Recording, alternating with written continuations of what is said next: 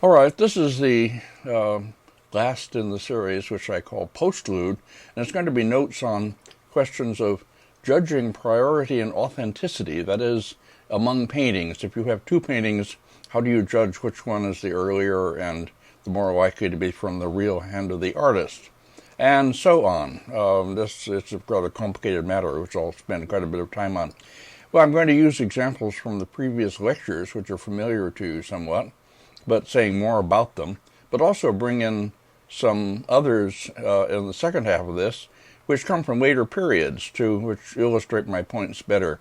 I think these are extremely important matters, and this will kind of tie up the whole series in a way. A lot of it will be controversial in that not everybody agrees with this, but I think it's important nonetheless. Okay, we begin, first slides please, with the two details from the two versions of the Nymph of the Law River.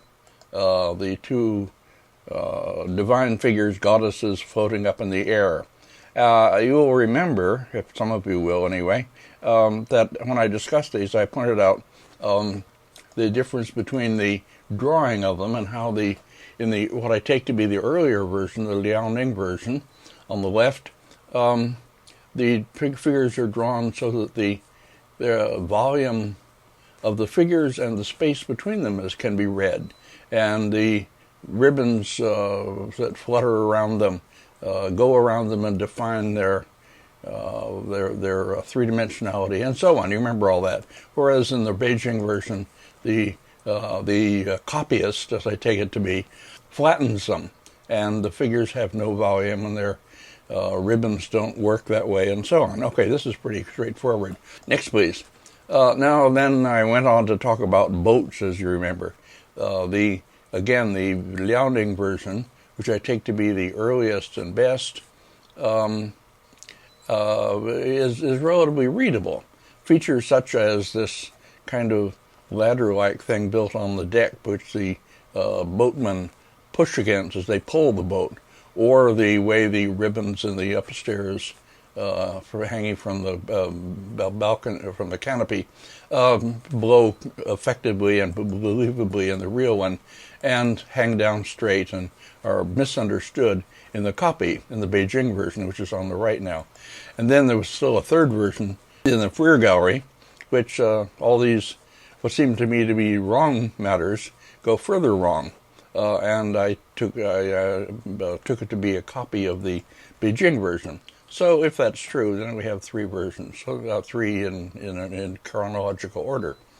All right, that was relatively simple, if I'm right. Anyway, now then another pairing that I used in the lectures, less easy in this case, is the two pictures, two versions of the painting attributed to Zhou Wanju of the 10th century, titled The Double Screen.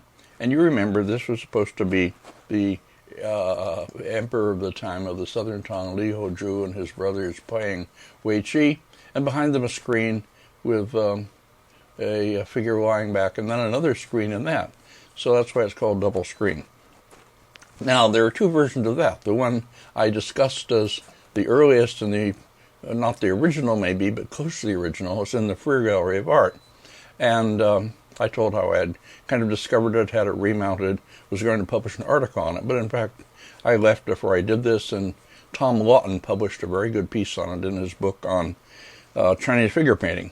Okay, however, the Freer Gallery has recently put a new piece on its website, which is on Sungyuan paintings in the collection. It gives pictures of them and information on them and opinions on them from the Freer records. I give a reference to this in my handout. Now, in that, whoever wrote that, the Beijing version is credited as being, quote, generally deemed to be the older of the two. Well, end quote.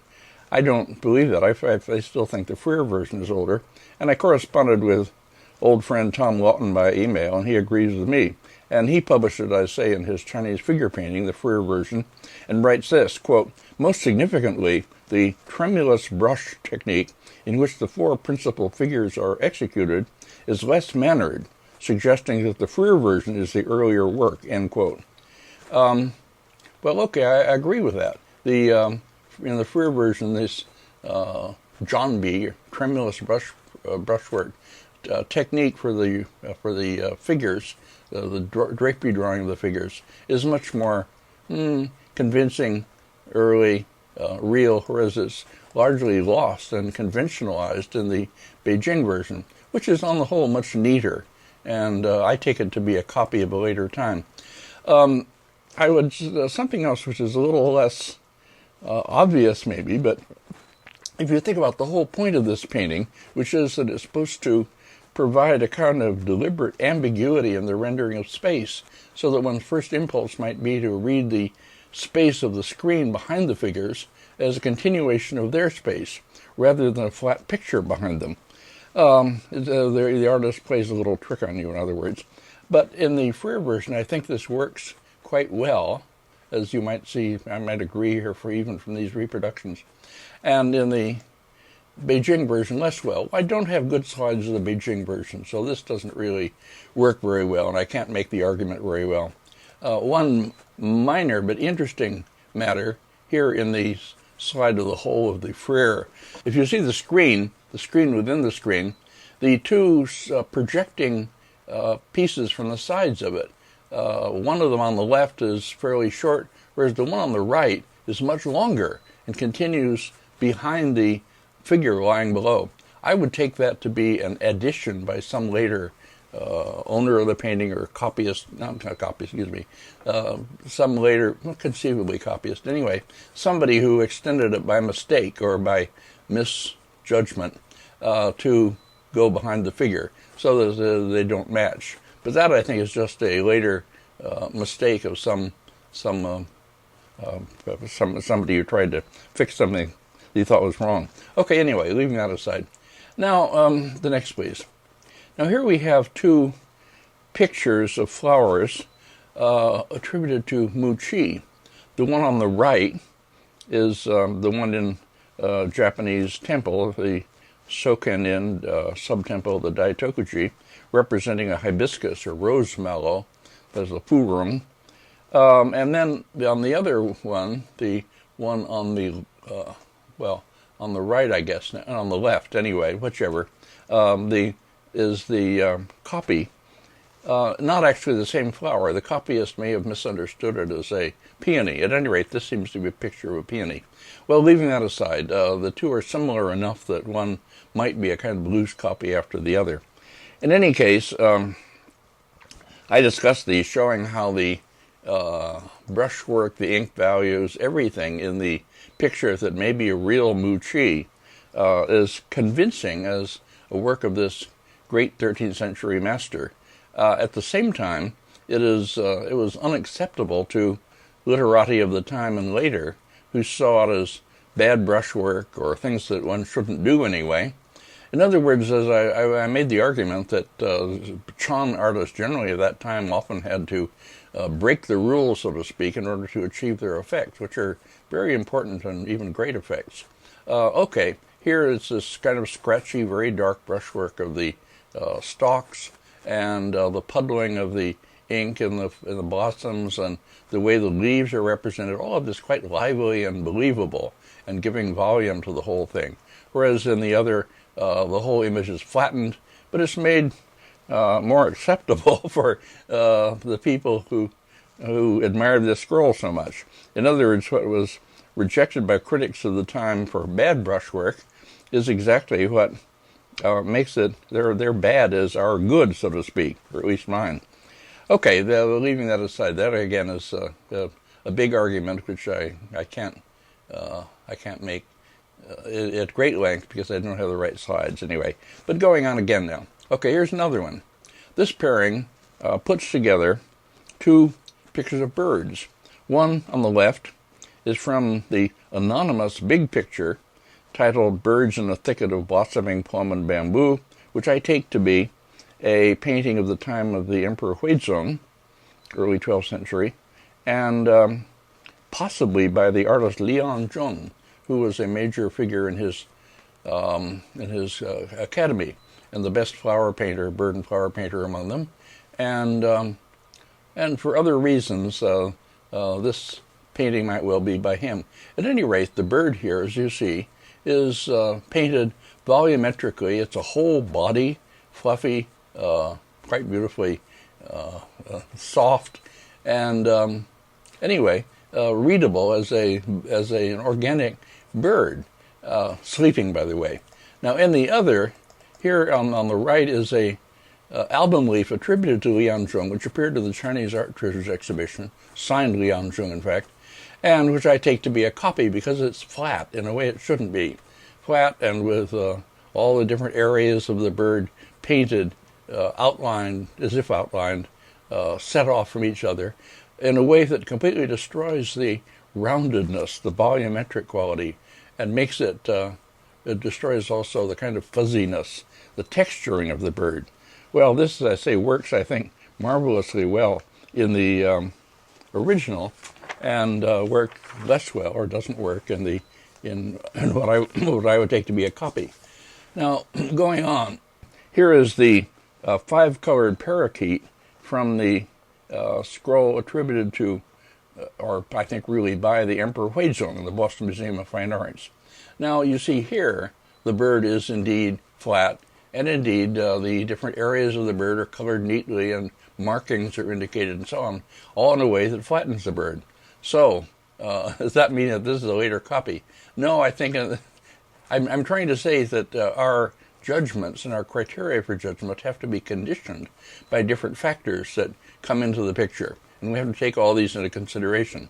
I think that the emperor doing a bird like this might very well have painted it this way to get it ornithologically right, so to speak, and because he wasn't really capable of doing the other kind of bird. Whereas in a painting attributed to a great academy master like Lian Zheng, if you have that kind of flattening and so forth, it doesn't really so it doesn't really work as a coherent organic bird. Then there's something wrong. It shouldn't be a real Lian Zheng.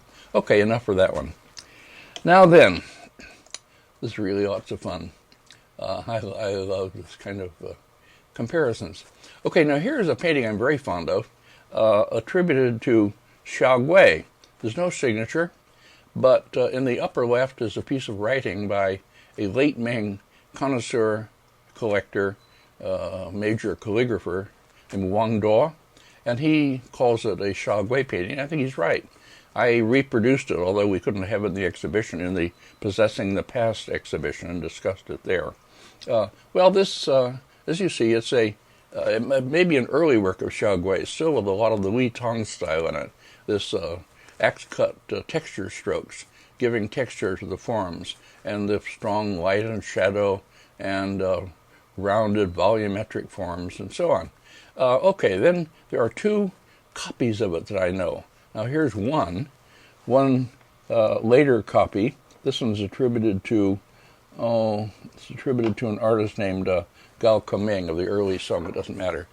At any rate, now you see, I want to point out, in other words, what typically goes wrong in a copy, and certainly has gone wrong here.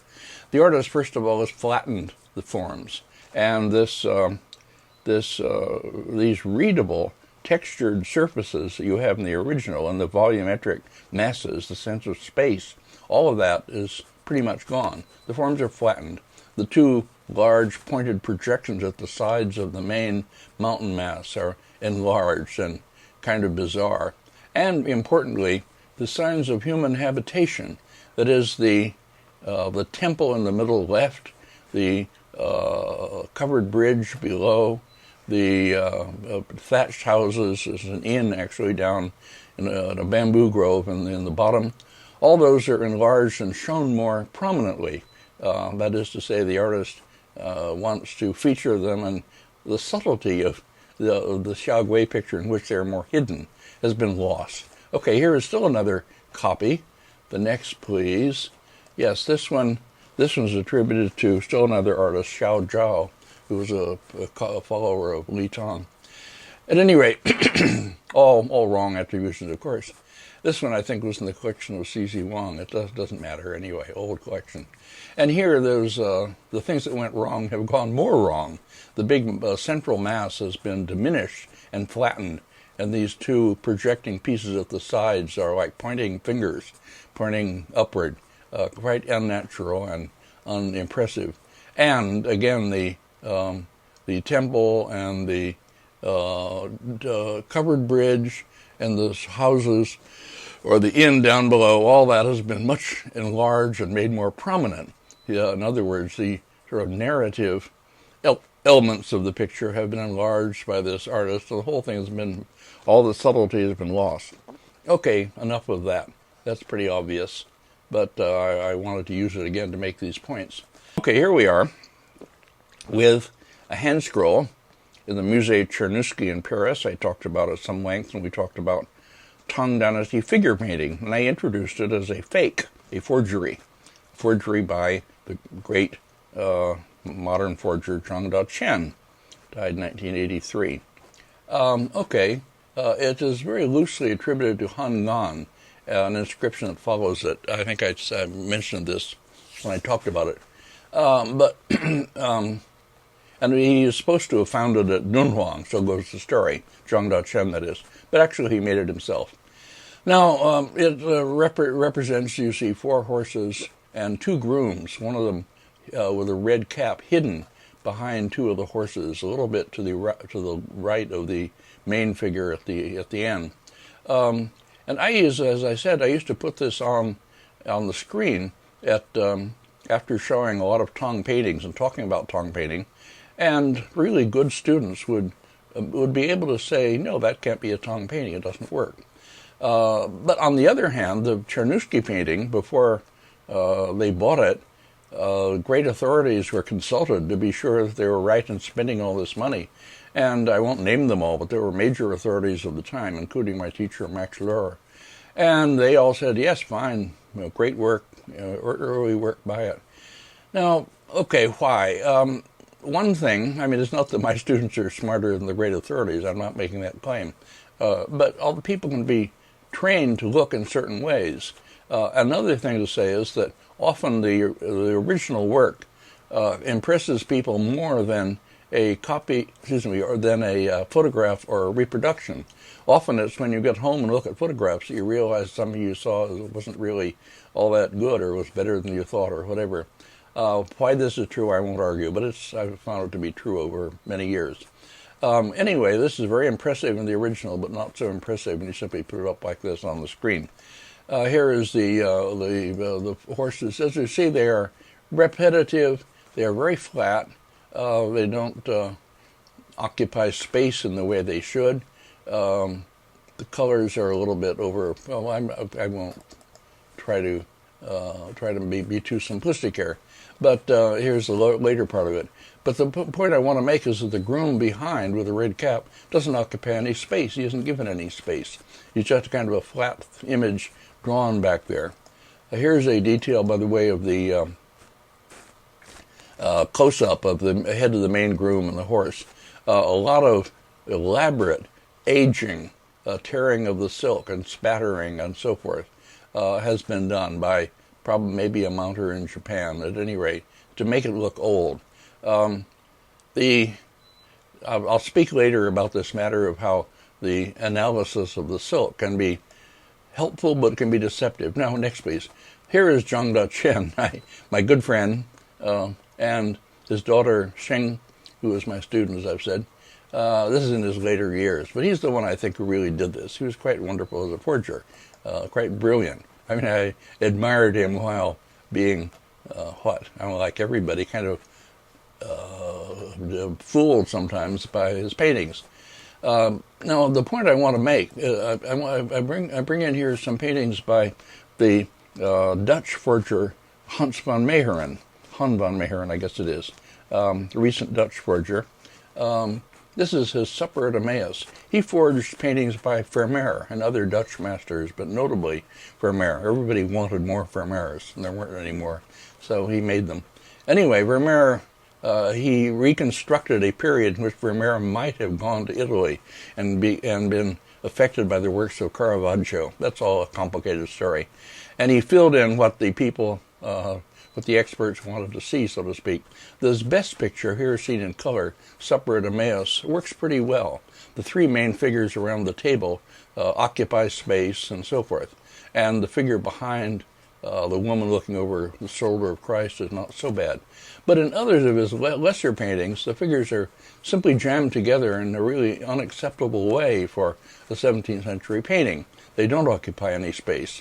Another matter, of course, is the faces have this kind of sentimental spirituality, which once you see it, you can't escape. That was a great fault in von Meherman's own painting. Part of the reasons he was never accepted as a major artist on his own, which is why he tried to get his revenge by fooling everybody. But there's, I say, kind of sickly, sentimental faces. But look at the figures in the upper left here, all jammed together flat. Or here, Christ teaching. The figures, for instance, the figure to the direct right of Christ looking up at him and seen in profile has no space at all. It's a flat figure. And the figure above him, that is not a rough, but on the upper right, really sort of, anyway, reaches around in front of Christ, in front of the chair in a way, and you can see his hand, in a way that doesn't make any sense spatially. In other words, the paintings don't work spatially. The same is true, I would argue, for Zhang Dachen's forgeries. And this can often be a criterion for detecting forgeries. Now here I'll show you, I want to bring in here, my colleague Wen Fong published in 1962 a very good article called The Problem of Forgeries in Chinese Painting, published in Artibus Asiae for 1962. I'll have a reference in my handout. He discusses this painting, which I'll put on here. This is copied from Wen Fong's reproduction, and here in color, the upper part of the painting, taken also from a reproduction. I don't have original slides. This was a painting of a bodhisattva, supposed to have come from Dunhuang, and it had a date on it, and it was very impressive. Bodhisattva holding a glass with flowers in it, and flowers falling all around. There's a dated inscription on it, and a donor, etc. Very impressive. I saw it in Japan in a dealer's hands, and I was so taken with it that I wanted to go back and persuade the Freer Gallery to buy it. By the time I got back to the Freer, I had begun to recognize Zhang Dachen's forgeries and was less enthusiastic. But anyway, Wen Fong made the right argument, showing that it was taken actually from a wall painting at Dunhuang, which you see on the right in his reproduction here.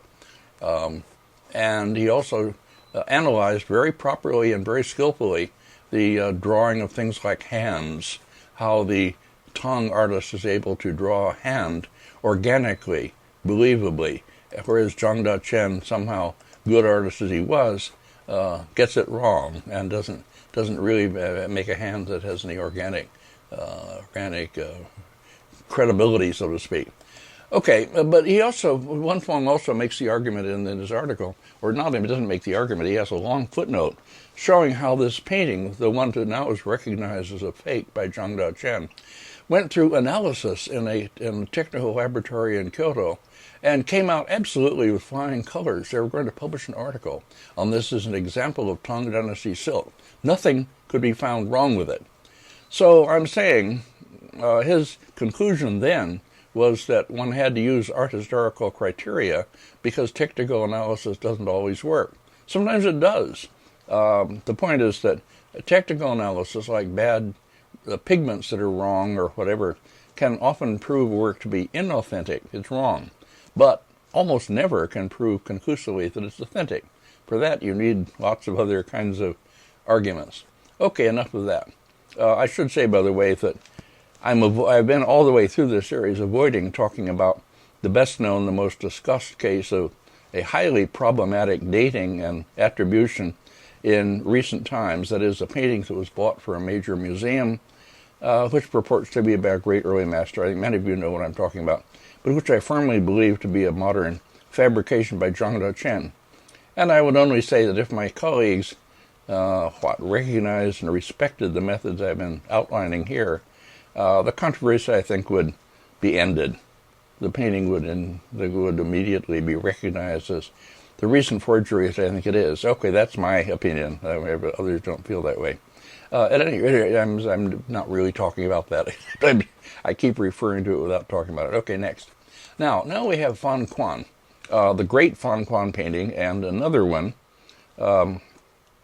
beside it, the one titled Sitting Alone by the Stream, which is a work I would take to be a work by a later follower of Fan Quan. And I use these to show how features of style that begin as representationally effective within a visually descriptive system turn into non-descriptive conventions, something that the artist has learned instead of derived from study of nature and from a long natural process of working out his own style in a Gombrickian way by comparison and comparing and correcting. Anyway, so these the points of style that belong to the school manner are going to work against realism, and the one, in other words, is going to be readable much more successfully as an image of nature and as something you can understand as that, whereas the other takes its place eventually, if you read it right, as a kind of fabrication made up of, things the artist has learned as schoolworks. Here are the details. Such things as, for instance, the outlining of the landscape masses here, the way the things are have little projections and breaks and so forth. Now that has some naturalistic references. I don't say exactly what they are, but if you made a lot of photographs of the edges of rock masses in China, you would find formations like this, and you would understand what Fan Quan was representing, what he had in mind. Whereas in the copy here on the other side, the artist simply sort of does a whole series of little jerks of the brush, pong, pong, pong, pong, pong, imitating what he has learned as how to do outlines in the Fan Quan manner. Or you see here in the upper center a kind of stepped down, left, down, zigzag kind of form. That continues in Fan Quan and Li Tong style things. Okay, let me give just to show you again that you have to keep bringing in other factors to keep the priority straight. Let me give another example that seems to go the other way. Here on the left now is a section of the hand scroll painting by Zhao Lingrong, dated 1100 in the Boston Museum of Fine Arts, titled River Landscape with Willows and Cottages, showing the cottages among the trees and fog drifting through the trees and so forth, all the elements of the Zhao Lingrong style in these rather childishly drawn houses, if you will. And then, beside it, painting an album leaf, now in the Cleveland Museum, by Liang Zhong, who is, as I said, mainly a flower and bird painter, but in this case painted a landscape with houses. And Zhao Lingrong's painting, as I say, is dated 1100. Liang Zhong's is dated 1117. But the difference here is that that Liang Zhong is a trained professional academy master, and he manages to give much more convincing space to the picture. The terrain, the earth goes back. The earth's surface goes back much more convincingly into space.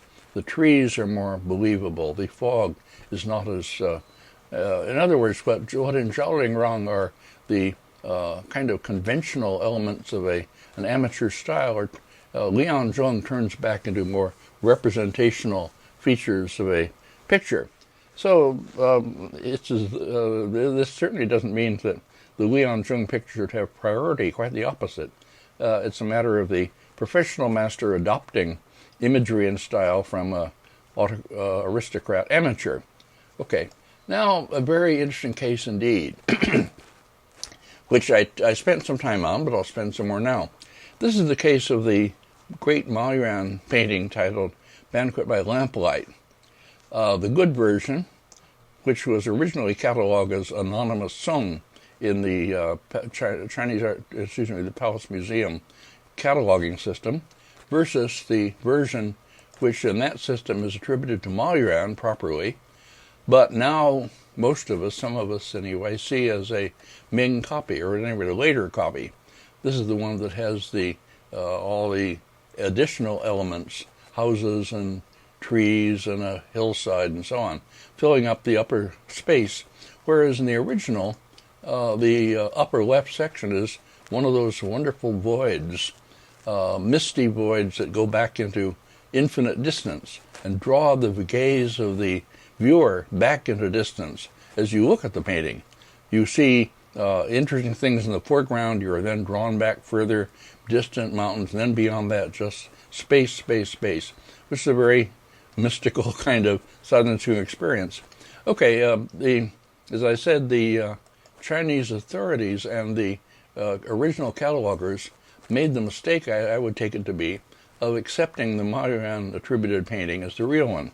Now we tend to go the other way. Here, the close-up of the genuine painting. In the foreground are blossoming plum trees, and through these you see the dancers on this platform out in front of the palace.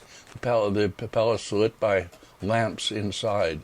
And then the plum trees continue around to the side at the left and around behind, disappearing into mist. Quite wonderful, creating space around the building. And in the copy, I don't have a detailed slide of it, but you can see in the lower part of the whole here, the artist doesn't feel quite up to doing anything so elaborate as that, and he stops the plum trees down by close to the edge of the platform, and then the figures are up above them. He doesn't see the figures. He doesn't depict the figures as seen through the trees, in other words. That's too complicated for him. And he fills in this upper part, as I say, with all these additional things, pine trees and a temple building and distant peaks and all the rest of it. Now, I have, here's another detail from the original showing this quite wonderful way of the artist has of showing the figures of the women playing pipa, or playing musical instruments, entertaining, standing outside and seen between the bare branches of the blossoming trees. Okay, now I used next a painting by Dai Jin of the Ming Dynasty, Returning Late from a Spring Outing it's called, and it's in my Ming book and reproduced everywhere, to show how the Ming artist typically puts big heavy things in the upper part of the picture. He doesn't. The typical Ming artist cannot bear to have these big empty spaces that Maluran loved, and Maluran admirers and Maluran contemporaries love, and insists on putting something big and heavy up there. Okay, then I showed also a painting here, which is a painting ascribed to Maluran, actually with a signature of Maluran, in the Palace Museum in Beijing, titled Landscape with Dancing Peasants. Peasants coming back from a spring outing of some kind, spring party rather, drunk and dancing down below. But this also has all these big heavy things, tall peaks and pine trees and buildings and so on in the upper part, making it, for me and some others, into something that cannot be a Maluran painting. This is close to Dai Jin. In fact, there's another version of it copied by Dai Jin. Okay, anyway, leaving that aside. So then this is a distinction that seems fairly clear to me. All right, but then you might say, next please, here, what about this? This is a painting, album leaf, fan-shaped album leaf. I put it on and discussed it at length as a possible work of Li Tong. At any rate, very close to Li Tong and very early in the Li Tong style. It actually has an attribution to, of all people, Yan Wengui, which is all wrong, much too early. But as a Li Tong painting, possible Li Tong painting, is I think very important. I reproduced it in my Skira book as that. This also has a fairly large mass, a peak mountain form in the what would be the empty area on the upper left. But here it's a matter, I think, of a painting that belongs at the beginning of this kind of landscape. We're way back at the beginning of this diagonally divided landscape type. And the artist maybe hasn't quite reached the point of keeping the upper part so empty as later artists were to do. So again, we have to take in all kinds of different factors in considering how this compositional type works. This painting, by the way, can be taken, I think, as a good example of the really early style, of really early point of the Li Tong style, and very possibly by Li Tong himself. And here's a detail of it, showing the two kinds of pine trees and this special kind of contour drawing, which is kind of stepped or, like zigzag, whatever you want to call it. And other features, the texture strokes, and also this separation of the heavily textured and solid section in the lower part of this diagonally divided composition and space in the upper. Okay, then if we go on to the works of followers, here is the painting I talked about at some length by Yen Ping, who is a later 12th century follower of Li Tong, signed work in the Palace Museum in Beijing, villa on the shore, and I showed details and showed what was happening in the picture. But this is going a little further in this matter of compressing the solid matter and the densely textured matter into the lower part of the picture, and showing that different kinds of pine trees and the texturing of the surfaces and so forth. And then next, another work in the Freer Gallery by a signed work by his brother Yen Yu, and both of them working in the academy, both of them late 12th century followers of Li Tong. And here you see very clearly the two kinds of trees, and the in the upper right here, particularly this cliff edge, this particular contour drawing, and also something like it on the contour of the bank in the middle area, and so on. All the elements of the school style, but still done in a way that makes the painting very clearly readable as a fine Li Tong schoolwork. And then the next place, then I went on to show this picture, signed work of Jia Shigu. Jia Shigu, signature in the lower left, also Palace Museum, Taipei. A little bit later, Li Tong follower, and still working in the academy, in which the style has reached its really heavily mannered phase, I think. The compression of the textured part into the lower corner, and the emptiness of the rest is accentuated here. The two kinds of pine trees are almost like A and B. Here is A, here is B. The zigzag contour drawing. Look at the cliff in a little bit to the right of center down below, the overhanging bank. Bank chug, as he has learned how to draw it and does it just that way. Or here into detail of it. This heavily texturing, the way the trees are shown growing out of pads of grass. I showed that in a hand scroll attributed to Li Tong. And so on. So this is the sort of end of the mannered phase of the style, and in which the items of the school manual have hardened and turned into conventions which lose their naturalistic descriptive function. Well, this is, you might say, a classic example of the devolution within a stylistic series. Devolution is the opposite of evolution. And then comes a big break, and suddenly Ma Yuan appears in Shaogui, more or less the same time as Jia Shigu, or a little bit later, and simply sent it off in a new direction. Not simply a simple devolution at all, but something brand new and opening the way for something else. So then, next please. So then when you have a picture like this, which is one of the two landscapes in the Koto Inn in Kyoto, attributed to Li Tong. I went on at some length about how Shimada had found a rubbed out hidden signature in this one hanging from the branch of the tree. And a lot of people accepted it and argued passionately for these as genuine works of Li Tong. Well, when you have these they're called Li Tang, they cannot possibly be fitted into that development. They belong much, much later. There's no way you can take these pictures, which belong at the end of this long devolution, so to speak, and after it, and fit them into the time of Li Tang. Although people tried, God knows, hard to do this. The next, please. What has happened is that another great master, that is Xiaogui, here is a painting by him, a section of his great hand scroll.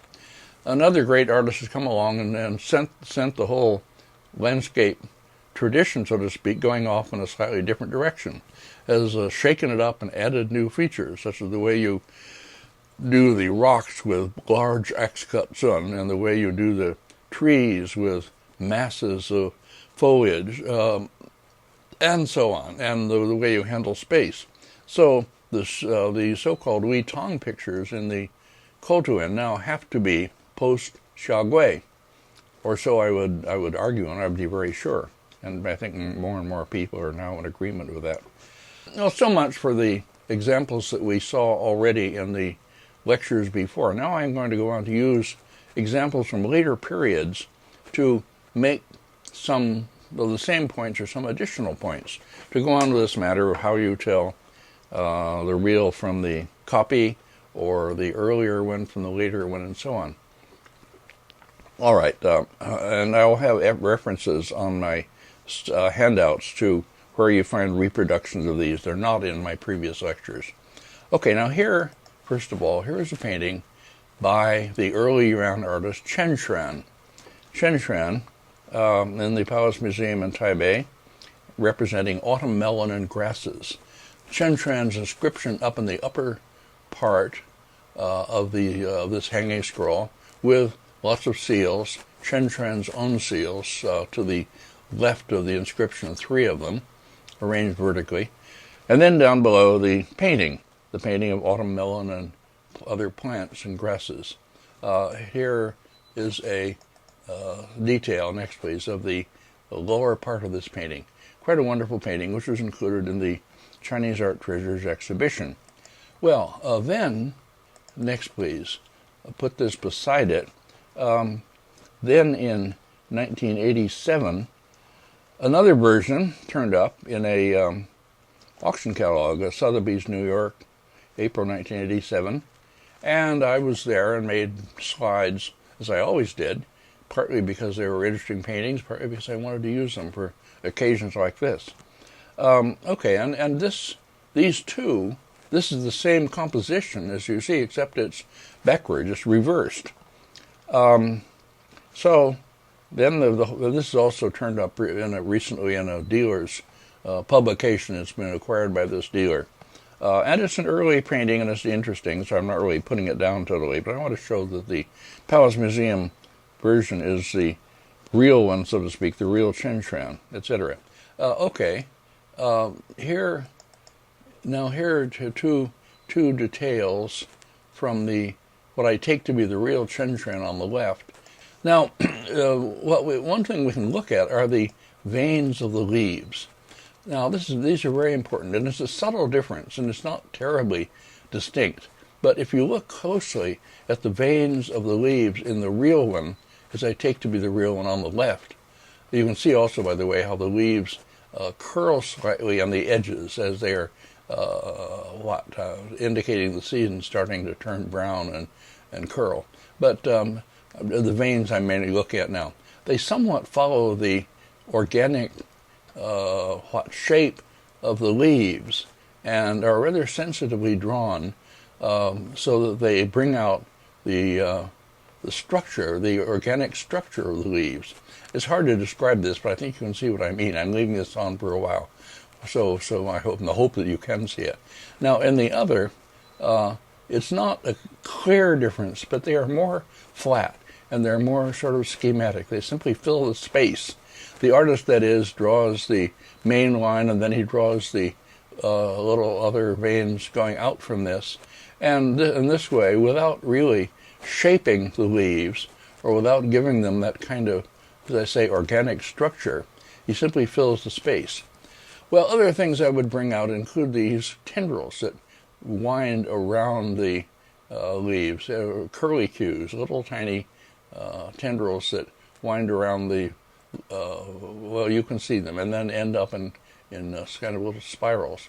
I would think I would say that in the copy these are less believable as organic form, as parts of a plant, a growing plant, somehow botanically correct, than in the original. But it's not a very clear distinction, but I think that's true.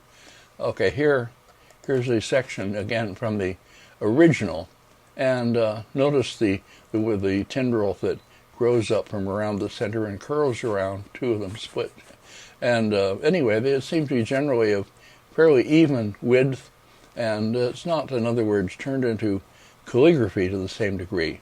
Here you can see, by the way, the quite beautiful drawing of the leaf veins and the turning of the leaves and the coloring of the leaves.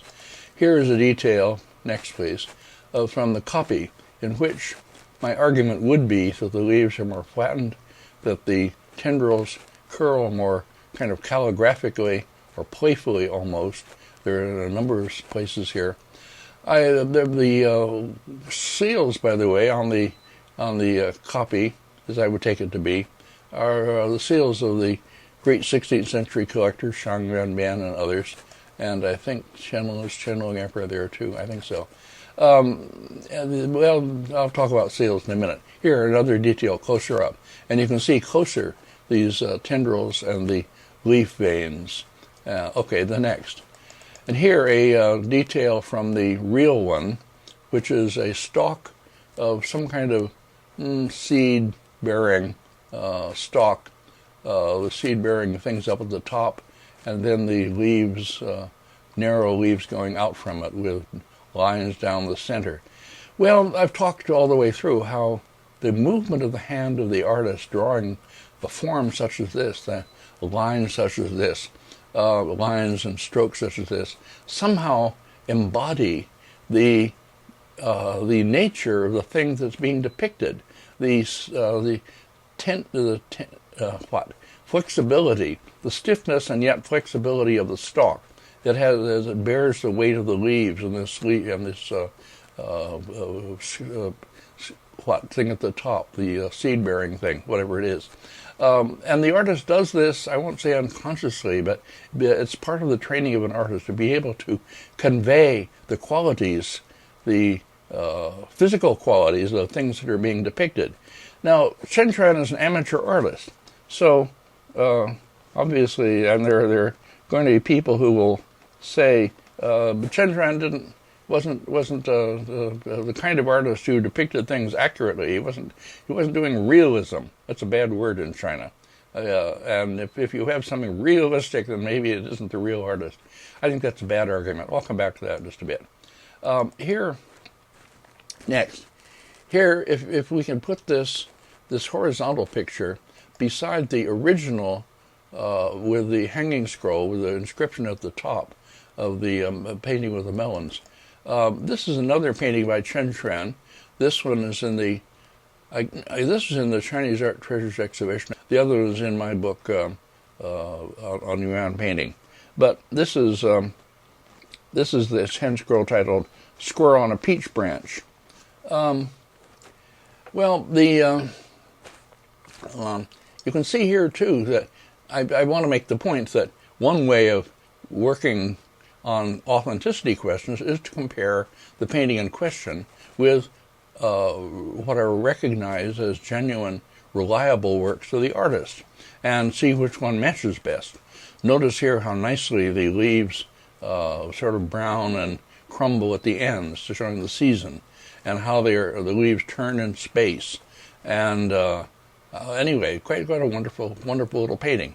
Wen Fong and I got in a big argument about Chen Chuan early in our career. I had bought for the Freer Gallery a figure painting, Yang Guifei mounting a horse. Wen Fong had bought for Princeton Art Museum a painting from Japan with a Chen Chuan seal on it. Lovely little painting, quite possibly by him. I never argued that. And anyway, we got into authenticity arguments on Chen Chuan. And at one point, Wen Fong had written a long, quite polemical piece against me and sent it to me. And I wrote back saying, okay, here we go. gloves off. Now we're going to really have the bloody, etc. Okay, here we go. And he decided not to, and he was not frightened. He's never been afraid of me any more than I'm afraid of him. But we decided not to do this after all. And we've been good friends all the way down over the years. So, okay, anyway, my point then being that I should say here that one should. I'm not denying the value of the kinds of studies of authenticity that concentrate on the calligraphy of the inscriptions, like the one of Chenchuan and one of the paintings here, or the reliability of the seals and the tracing of the provenance of the painting, the history of the painting, and old catalogs. All these things I did it, God knows, myself, although there are lots of people who can do it better than I can. This was never one of my real strengths. I'm not denying the value of these. They are indeed necessary, and as I say, other people can use them far better than I can. But these two can be misleading. People can say the seals on this painting are right, therefore it's a real Chenchuan. C.C. Wang always cautioned against comparing seals to determine genuine versus fake, saying this one has the real seals as the genuine one. He saw this as a misuse of the book that he and Victoria Kontag had compiled, the seal book. I'll have a reference to that at the end of my my handout also. And they compiled it in 1940, a book of seals, and people used to use that, saying this seal matches perfectly the one in Kontag and Wang, and therefore this is a real painting. C.C. Wang, and I think he actually argued this in the reprint of his book, or I had a preface to that. I made this argument based on him. But he said this is a misuse. You can't do this. The seals don't match that well. You can't match, for instance, the seals of Shenzhou or Wenzhongming and expect you're going to come up with the original painting. It doesn't work. Okay, anyway, enough of that. Now, here's another very interesting work. This is a painting in the Palace Museum in Beijing by the great Yuan Dynasty landscape master Huang Gongwang. A relatively early work, earlier than his most famous works, that is, a hand scroll and ink on paper, painted probably in the 1330s, not dated, but around then, and titled simply Hills Beyond a River. No, excuse me, Rivers and Hills Before Rain, I'm sorry. Hills Beyond a River is the title of my book. Rivers and Hills Before Rain, the first section of the painting by Huang Gongwang. Now, two copies. I published this maybe for the first time, at any rate. I think for the first time, at any rate, in my Yuan book.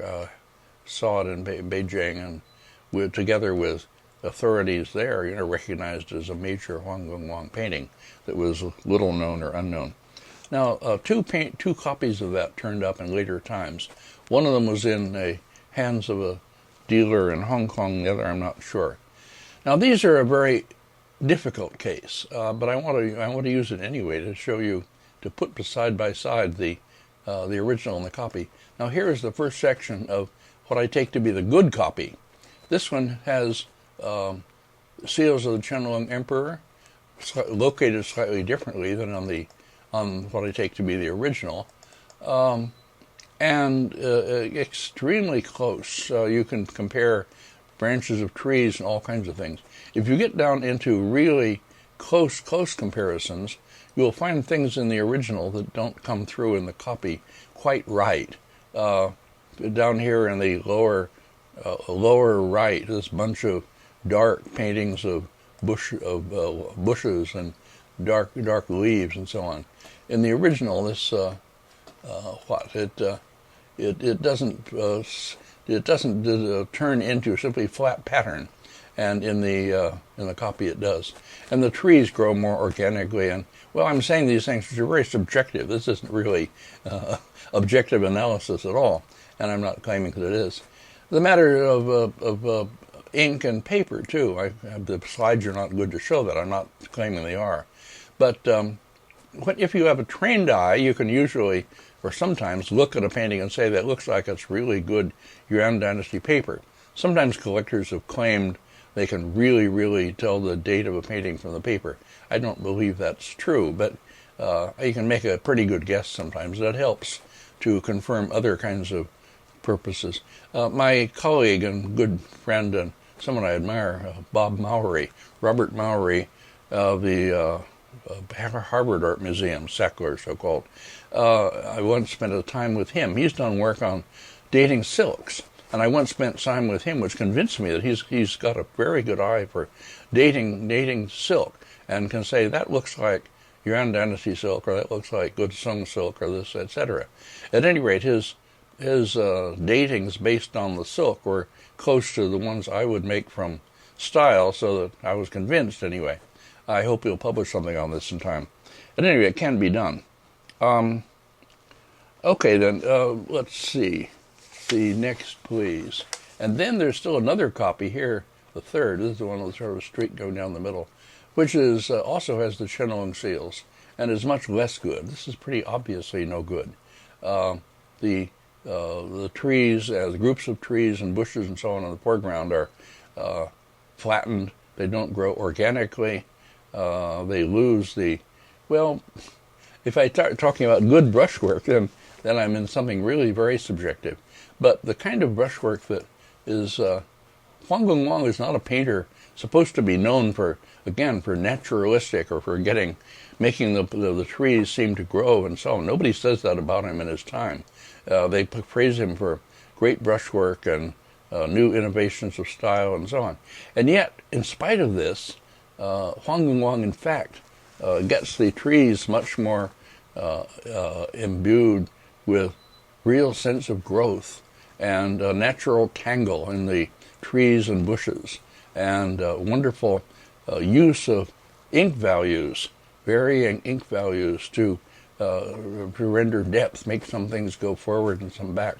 And even in the drawing of the texture strokes on the hills in the distance, they are not simply repeated and as kind of done as repetitively as they will be in the copies. Here's the copy, the same section in the copy, and as you see, well, these are hard things to point out. In the middle right here, you see, as I say, a lot of little dark horizontal blobs rendering bushes that turn into a somewhat flat pattern. And I don't know, if I had lots of time and a precursor and so on, I could point out point by point. But the point is that I think you can read the real Huang Gongwang by not only good brushwork in the sense of good in itself, but brushwork that depicts properly, that renders the forms, that makes them readable. The upper edges of the banks of fog have a somewhat scalloped, simple contour, but not so much so as the copies. The copyists will turn this into simple chunk, rounded forms. And the hills are quite wonderfully shaped and given by them. These are, of course, in the tradition of Dongyuan with the lumpy tops and so on, but as is done by this great Yuan Dynasty artist. This is the next to last section of one of the copies, and you see how the upper edges of the cloud banks are done too repetitively and unnaturally, and somehow, I would say, reveal the hand of the copyist. And next, here's the last section of this copy, which is a good copy, but and by itself it might fool you. I'm not saying that I get it right all the time. My God, no. I'm not making that claim anywhere in this whole series. I make my mistakes as much as anybody, and a lot of things judgments that I made in old days, now I see as wrong, and so forth. But nobody gets it right all the time. At any rate, well, sometimes one meets up with old, established connoisseurs, Chinese or Japanese, who do make almost such claims, Chinese particularly. Anyway, a really good, skillful handling of matters of seals and calligraphy. And as I say, I'm not convinced that reading seals and calligraphy and judging by them works any better than judging from the painting. In fact, people who use seals and calligraphy and all the standard old Chinese methods of connoisseurship are likely to differ with each other as much as we do. So they can't all be right, so to speak. So in fact, they're no more right than we are. Okay, now, next please. Okay, this is another quite wonderful painting that I've reproduced, I think maybe for the first time, I'm not sure, but at any rate, I put it in my Ming book. I may have published it before, but I don't remember. It's by Wenzheng Ming, artist of the 16th century mainly, titled Living Aloft, Lo Ju Tu, living upstairs, so to speak, dated 1543. Now in the Metropolitan Museum, New York. Yeah, I had it in my Parting at the Shore book. And I will show, along with it, a copy. But let me just speak a bit about the original for a minute. This was the painting done by Wenzheng Ming for a fellow official who had been in official service, and now at the age of 70 or so, he was retiring, coming back to Suzhou, and his ambition was to build a two-story house and live up above, so to speak, above the world, and getting away from the world, the kind of dusty, messy world that he had to be involved in as an official. And Wenzheng Ming did this quite wonderful painting for him to show him what his house was going to be like, and in fact represented him in the house before the house was actually built. I have a section on it here in my Ming book. Lo Ju Tu, Living Aloft, dedicated to a Mr. Liu Lin, who had just left government service at the age of 70 and returned to Suzhou, where he planned to build a two-story house and dwell on the upper floor. Wenzheng Ming suggests, perhaps punningly, that the plan reveals Liu's lofty-mindedness, portrays the house before it in fact was completed, with Liu and a friend seen in the upper story, and adds a poem describing how the windows of the house would open on all 8 sides. The poem ends, while worldly affairs shift and change, the lofty man is centered and at peace. Well, then I went on to analyze this picture compositionally and show how Wenzheng Ming had very effectively brought out a special meaning. That is, he moves the man away from the rest of the world. He bars us from entry to the picture in a lot of ways. Bare trees in the foreground, a river, a bank, a wall, a space, a whole bunch of trees, and then up above all that, surrounded by trees, the man in his house. Okay, quite wonderful. Now let's see what happens with a copy. Here's a copy which I saw in a dealer's place in Hong Kong again. This is a fairly easy case, but I want to put it on just to make certain points. Now we see immediately that it doesn't work as well spatially. And let me say again that Wenzheng Ming is not a painter you think of as wonderfully given to representing three-dimensional forms and space and all of that. That's not what he's known for. And yet, within his style, within his somewhat flattening style, linear in color, within this he does indeed bring out very effectively the spaces in his paintings. And this is true, I think, of good artists of all times.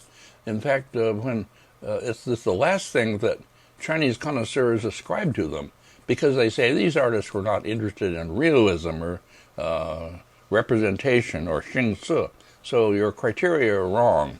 I think that's an absolutely wrong argument. Anyway, I've been persuaded for many years, and I'm certainly persuaded now, that good artists are the ones who, among other things, besides all their stylistic, brilliant stylistic innovations and so on, among other things, produce good pictures. And I've been for years saying that we should all have a sign on our study wall saying, "It's a picture, stupid," based on Kennedy's famous, well, anyway, you know that. All right, anyway, now here's what I take to be the forgery. And you see that the trees in the foreground are not set off clearly from what goes behind and so forth. Well, let me show the details which bring this out more clearly. Here is the foreground area of the original, with these two wonderful bare old trees marking the foreground plane, or very close to the foreground plane. And then behind that, a river, and then an earth bank, and a bridge. So you have to go across the bridge, enter the garden through this gateway, which one panel of the door is open, and then you make your way into the further space to get to the house. So you have to really make your way through this painting, and that's the whole point of it. He's not easily reachable, this Mr. Liu. He's isolated himself in the world. By the way, while this is on the screen, look at the wall. This is the way a Chinese wall is made, many of them. It's made by packing clay down into a mold and so on, putting a roof on it to shield it from the weather. But down below, at the bottom of it, flat stones are set into the base of it to strengthen it, because that's where the wear is, where water and wear and people kicking or things, whatever it may be, are going to erode the wall if you don't make it strong. So they set in flat stones this way to strengthen it. And this is very effective, and later I'll talk about this and show an actual example and show a case where this is misunderstood. Wen Zhengming here gets it very right. Now here's the copy, same section of the copy. You see, just to take care of this matter quickly, this artist doesn't understand this way the wall is built, and he doesn't put these stones in, and the wall is simply rather flat. But apart from that, the foreground tree is not completely clearly set off in space. It doesn't push the rest back, this repoussoir effect. And the wall doesn't clearly define a space into which you enter. In other words, the whole thing is somewhat flattened. The next, please. Okay, here is the copy again, the bad one. I don't have good slides except one more of the original, but here's the copy. Okay, and making the same point, the spaciousness of the original, the way you enter one space after another, is somewhat lost here as the artist flattens the whole thing out. The space between the wall and the trees, the space you go through in the garden, is not so clearly rendered.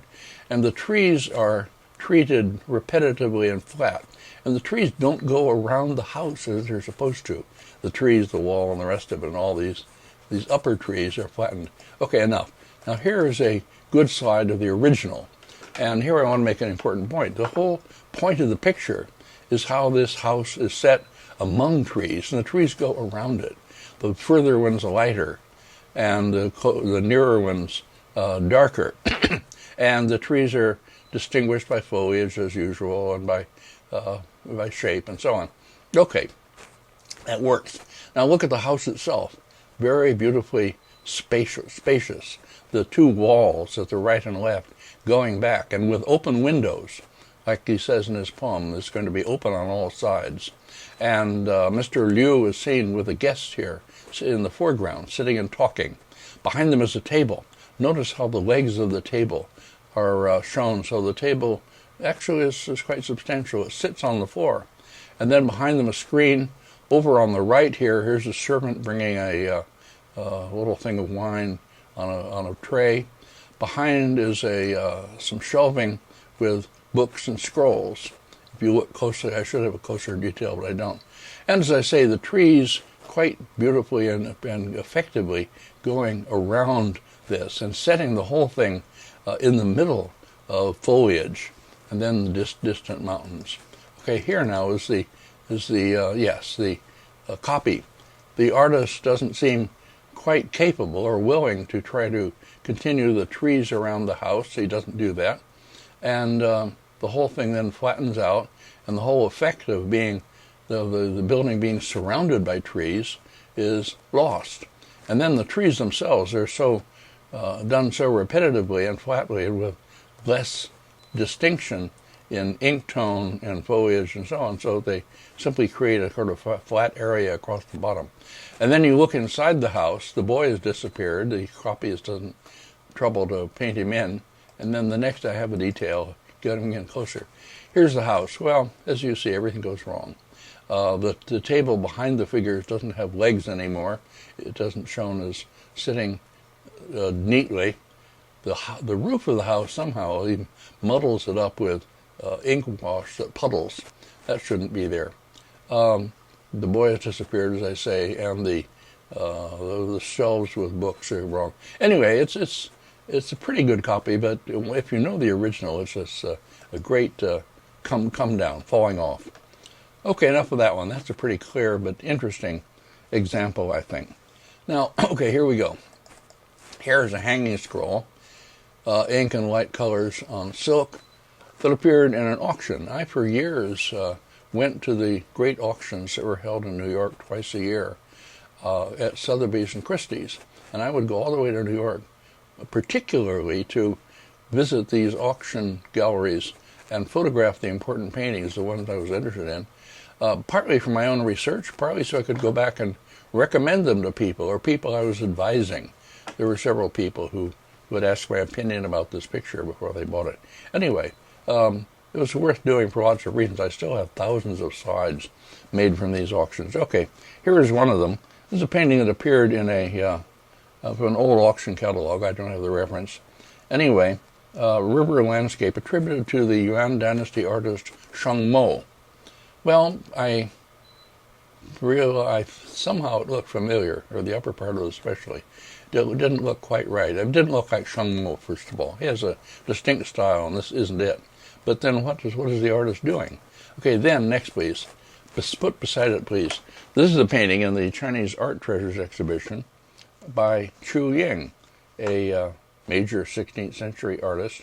Chu Ying, Suzhou painter, titled Waiting for the Fairy in Autumn, National Palace Museum in Taipei, in the Chinese Art Treasures exhibition. Well, the forgeries, you see, this is a broad painting, figures in the foreground in the lower left. They're on their way to a party going on in a house across the way, waiting for the fairy to come back and carry them across. And then beyond that, various landscapes with buildings. Now, if it's a broad painting, and you see the line down the middle, vertical line, which means that it's in two bits of silk, from two different lengths of silk put together, joined together. This is common for painting. Sometimes you have as many as three. And often these can be separated and remounted separately. And somebody gets the left half and somebody else gets the right half. At any rate, what has happened is that our copyist, as you see, has copied the upper part of the right half of this painting, the hills and then the river bank with trees and buildings down below. The section down below that and is not exactly copied. He's turned it more into a Yuan Dynasty thing. But okay, anyway, you can see the point. It's based on this well-known painting. Now then, I'm going to interject a painting that another case, which involves my colleague and good friend Sherman Lee. Okay, this is first here on the screen. This is a painting, part of a horizontal painting, one of two paintings originally mounted together in a single hand scroll. And this is titled, Zhuangzi's Butterfly Dream. I think if you know Zhuangzi, the great early Taoist philosopher who dreamed he was a butterfly. And then he woke up and he couldn't quite make up his mind whether he was Zhuangzi having dreamed he was a butterfly or was a butterfly now dreaming he was Zhuangzi. Typical Zhuangzi. Anyway, you know that. Okay, anyway, here he is sleeping, this sleeping figure on a kind of a couch out in the garden, and his servant boy, Bitong, down in the lower left. Okay, now this painting was formerly mounted together with another one that I'll show in a minute, two of them together, and they were involved, this one especially was involved in a famous court case, not famous, but famous among the people who know about it, between C.C. Wang, Wang Jichen, the great Chinese connoisseur, collector, and so on, and Walter Hochstetter, who died fairly recently, someone I admired, knew well, liked, although he was a pretty difficult person in lots of ways. Walter Hochstetter, a major dealer who handled lots of first-class paintings, wonderfully knowledgeable in ceramics, eccentric certainly. Okay, I'm not going to get onto Walter Hochstetter. But at any rate, he and Wang used to engage in trades. I made trades with Wang too, and we got all right, and I traded with Hochstetter. But Wang and Hochstetter made one trade in which Hochstetter felt he had been badly cheated. He had got things that were not as valuable as they were supposed to be, and he brought suit against Wang in New York. And there's a court case, and there was to be a reference to the transcript of this case on my handout. Okay, at any rate, Hochstetter claims that this painting, which had been part of what Wang gave him in the trade, wasn't as old and valuable as Wang had said it was. And Sherman Lee appeared testifying for Hochstetter. Now, next, please. This is pretty complicated. I'll try to make it short. The other painting in the scroll is this one, which is now in the Nelson Gallery in Kansas City, and is a quite wonderful Yuan Dynasty painting, generally recognized as a genuine work of a Yuan artist named Liu Guandao. It's called Whiling Away the Summer. A man lying back on his platform out in the garden, two women attendants, his peepaw behind him, and so on. And then behind him a screen with a screen on it. So it's another double screen picture like the one attributed to Zhou and Xu that we saw earlier. Okay, anyway, this picture was originally attributed to the Southern Sung figure painter, Liu Songnian, Southern Sung Academy. But then the famous collector, connoisseur Wu Hufan, the teacher of C.C. Wang, discovered on it, down in the lower corner, you can't see it here, a tiny signature reading Guandao, and he recognized it, that is, as a genuine work of the Yuan Dynasty painter Liu Guandao. So this became famous as a Liu Guandao, and it's been published as that, and anyway, accepted by everybody. Now, if the other painting, Zhuang's Dream, had really been the same artist and had been a companion to it, it would be very valuable. But in fact, it isn't. It's a later copy of who knows what, and isn't nearly as valuable. At any rate, Sherman Lee, next please. Sherman Lee appeared in the court case testifying on behalf of Hochstetter, showing why this painting was not old and good. It had in fact been shown already to several museums, so its value was much diminished, and they had rejected it, that is, and it was generally not nearly as good a painting. Well, one could make an argument on the basis of the figure style, the flattening drawing of the drapery and so on, but I'm not going to try to do that. Anyway, down here, next please, down in the lower corner, where this sleeping Tongzi is a place where Sherman Lee found there and tried to show to the court, to the judge and the lawyers, using slides. He gave them an art historical lecture, and he tried to show them where the artist had made the copyist had made a real mistake. I'm not going to try to reproduce his argument because I don't have the right slides, but there's a tear here that goes down the painting, and somewhere down below in this stand, this piece of furniture, there's a place where the artist, he says, and I don't have the right slides to show it, had painted over the tear in a way that showed that it was, no good. That if it had been genuine, the two parts would be more displaced on the tear. Anyway, he made this argument, and he claimed that his example offers, quote, incontrovertible proof, unquote, that the painting is a copy or a forgery. Now, I have made this kind of argument throughout my career, not necessarily over a tear or whatever, but good and bad versions of things, and what I call pictorial integrity, which is violated when a copyist misunderstands something in the picture, some representational feature, where the original artist gets it right and the copyist gets it wrong. Okay, in writing about this, now I have a reference to an article of my own on authenticity in my handout. In writing about this, I used examples also from a 1962 symposium that I organized, so-called post-mortem symposium on the Chinese Art Treasures exhibition, in which several of the great people of that time used this kind of method. Alexander Soper talking about how a certain artist got the architecture in his painting right for the Sung Dynasty, whereas others got it wrong.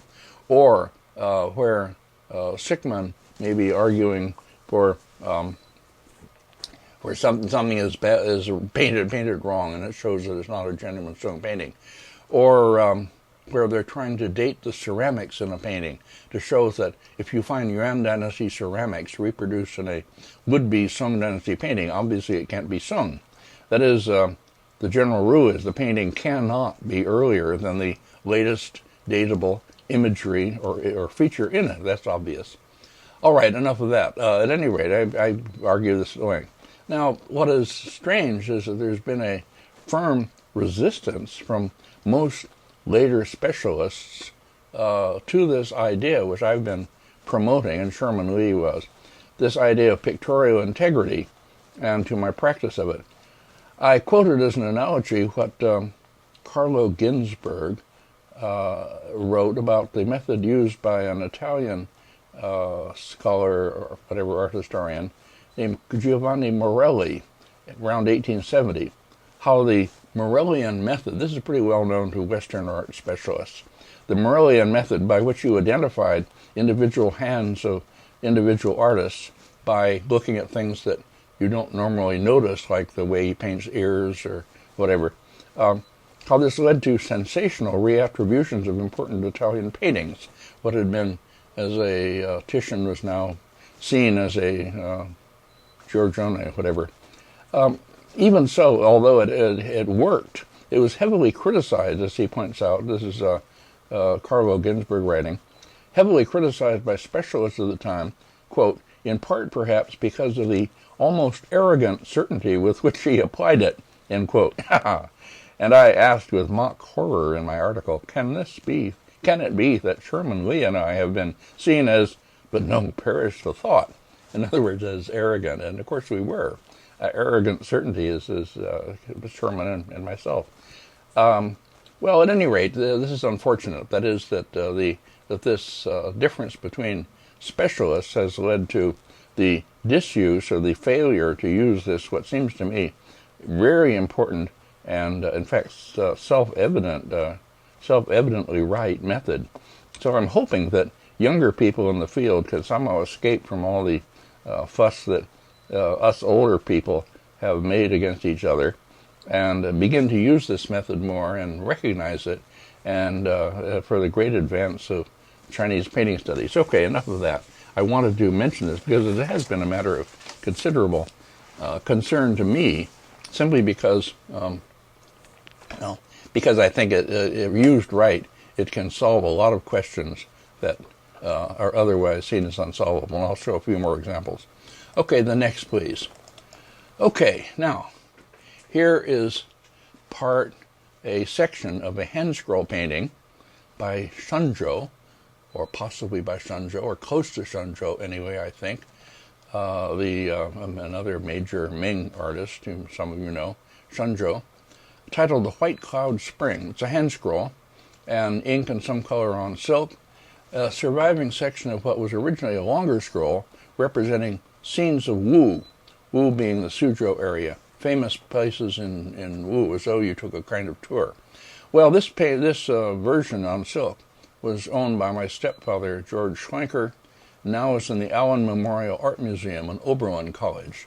His collection of Chinese paintings was sold to them, including some quite fine things. I collected them for him. At any rate, this section of the scroll represents a place outside Suzhou, Mount Tianping, and the ancestral shrine of Fan Zhongyan, an important figure from the Song Dynasty, at the base of it. I've been to the real place, and it really looks like this. Rocks on the hillside, and the pine trees, and the shrine building down below. I have slides in the original, but I don't have them with me. At any rate, then here's another section of it a bit further on. I could show the whole thing, but I don't want to. Now, this painting was owned by a Japanese dealer named Kawai in Kyoto, Kawai Shogodo. And after Kawai's death, Larry Sickman and John Crawford, traveling together, visited Kawai's son and bought from him another version of this painting, which Kawai had owned both of them. Here is the section of the other Kawai scroll, painted on paper. And this was bought for the Nelson Gallery in Kansas City. And they brought it back. And when I heard that they had done this, I remembered the silk version as being better. So I went back to Kawai's son and bought very cheap the silk version from my stepfather. Now, what I'm going to talk about is the wall again. Look down here at the wall around the shrine of Fanzhongyan, and you see these place where the stones, flat stones, are set into the base of the wall, more or less alternating, large and small. And of course, they can't have a stone that covers the place where the wall bends. It's impossible. And it's fairly, it's simply represented, but believably represented. Okay, now here, let's look for a minute at, here's the old, here's a real wall in a place outside Suzhou. And you see these flat stones as they're set in as a kind of base for the wall, and then up above, the wall is made of plaster and painted and so on, and there's a roof on it. All right. But it needs to be this, as I say, to protect the lower part of the wall from wear and keep it solid. And here is a detail of a stone painting, which I reproduced, I talked about earlier, with a wall like that, not quite so clear-cut, but yes, you can see the rocks at the bottom of it. And then we have the section of Wen Zhengming's Living Aloft painting, if we can bring that back. Okay, then what happens in the what I take to be the copy now in Kansas City? Okay, here again is the Kansas City version, the same section, the buildings behind pine trees, the wall, and so on. But look at the way the stones are done down against the wall. The artist has misunderstood this and seen it as if it were large stones piled against the wall, and the lower the lower outline is not straight. That is, they're rough as if they're separate rocks.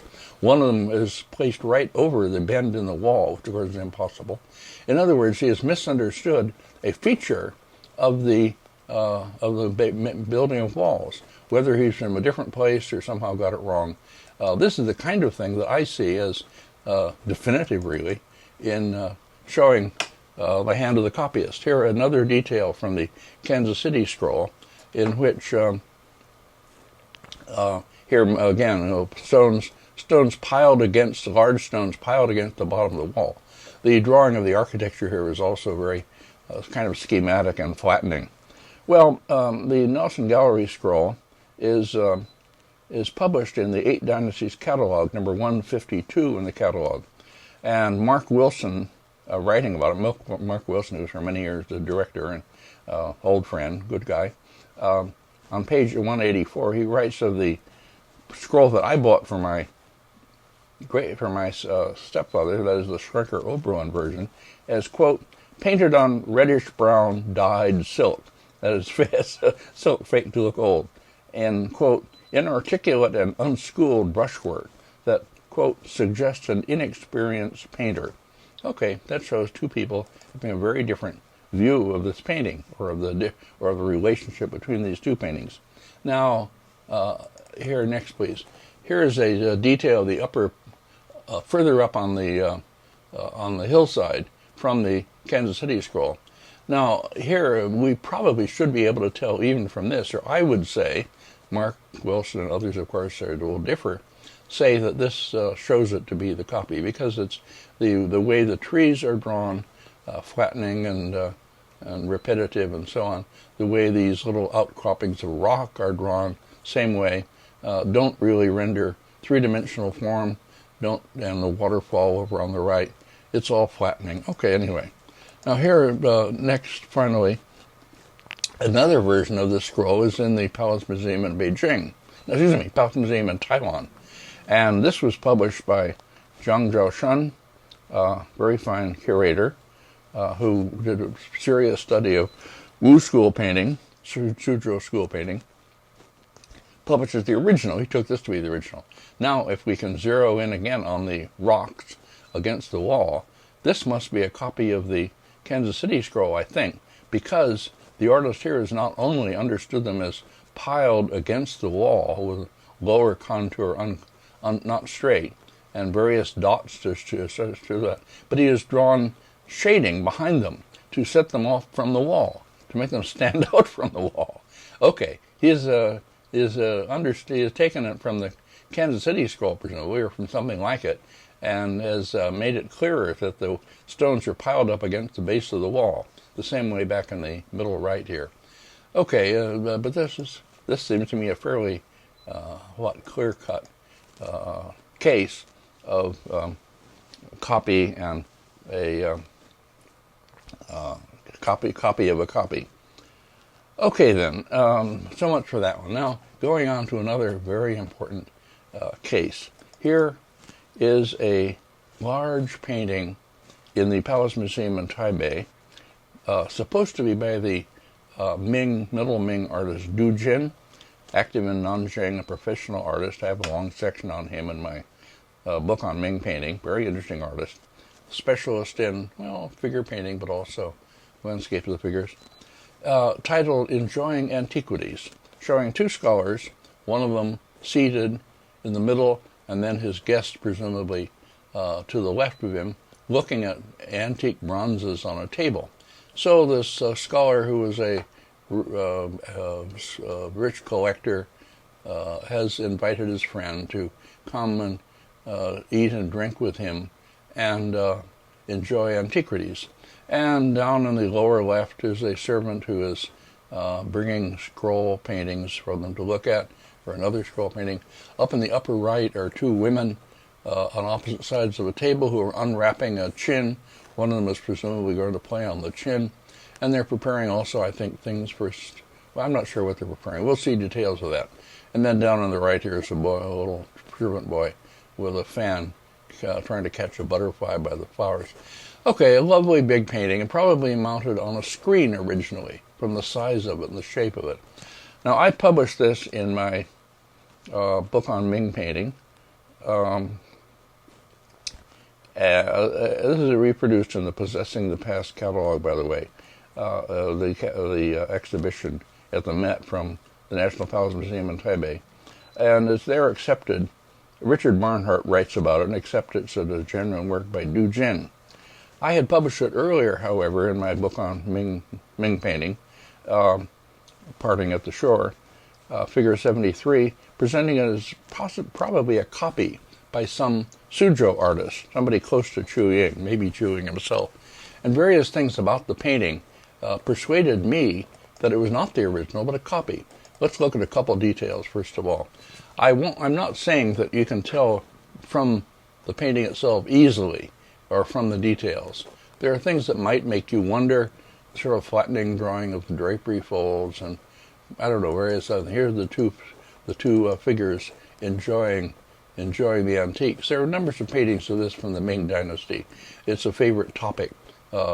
Old people or just elegant scholars enjoying antiquities, admiring each other's collections. People did get together in the Ming to look at each other's collections. Okay, and here even closer up.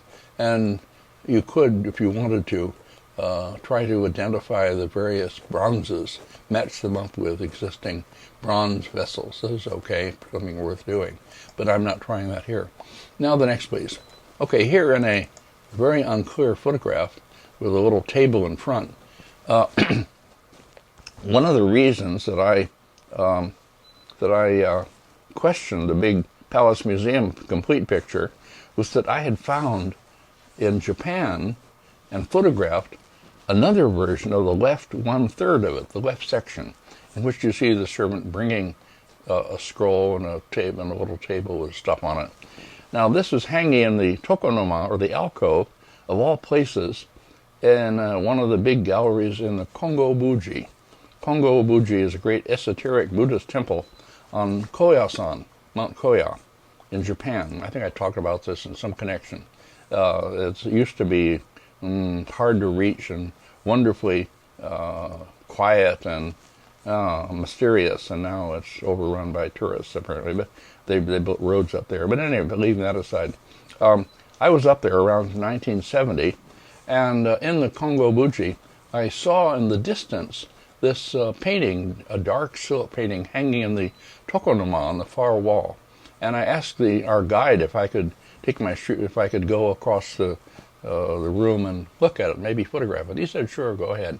So I think we had to get permission from the temple authorities. We did. And so I made this photograph.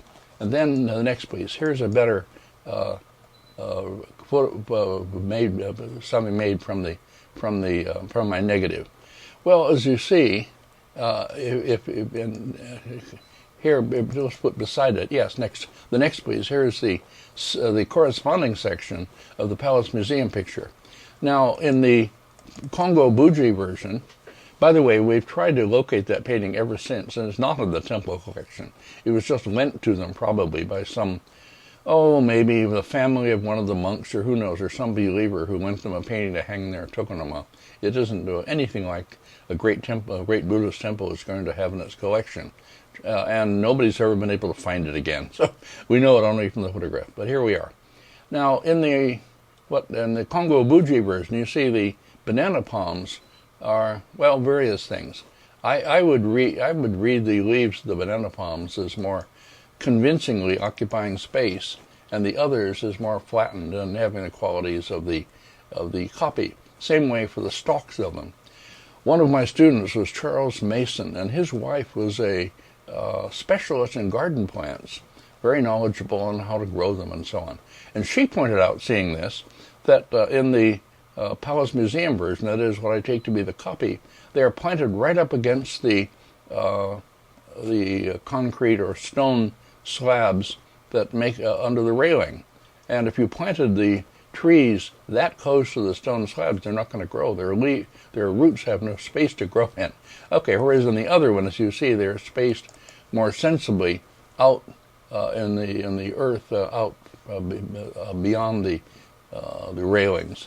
Okay, and then the question of the next, please.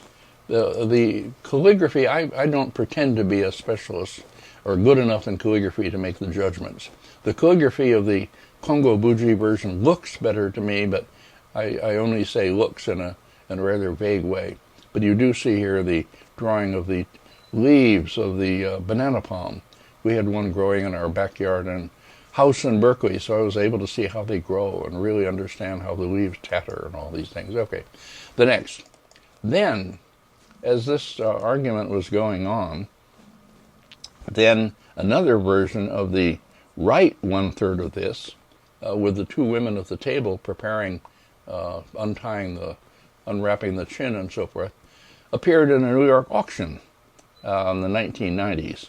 Now, all this, there's something which I have reference to in my on my handout called the Great Dujin Correspondence, something like that. Dick Barnhart and Stephen Little, who had been his student, and Maxwell Hearn of the Met, all argued the other way. So the Palace Museum picture was the real thing. And I had some long correspondence with them. I was arguing it was a copy and why. So all this, eventually, it seemed so valuable to the field to get our various opinions down this way that I persuaded them to let us publish it all. And Howard Rogers published it in his journal, Kaikodo Journal. Okay, anyway, that's all there on the in your reading or in the ad lib. I'm only suggesting if you want to, you can read it. At any rate, they were arguing that the Palace Museum version is the original. I was arguing that the one in the Congo Buji of the left section and this one in the new auction painting, which has just turned up in New York, of the right section, were somehow closer to the original. I'm not saying they go together or they're part of the original or whatever, but these seem to be the real thing, and the other isn't. The other is definitely a copy for me.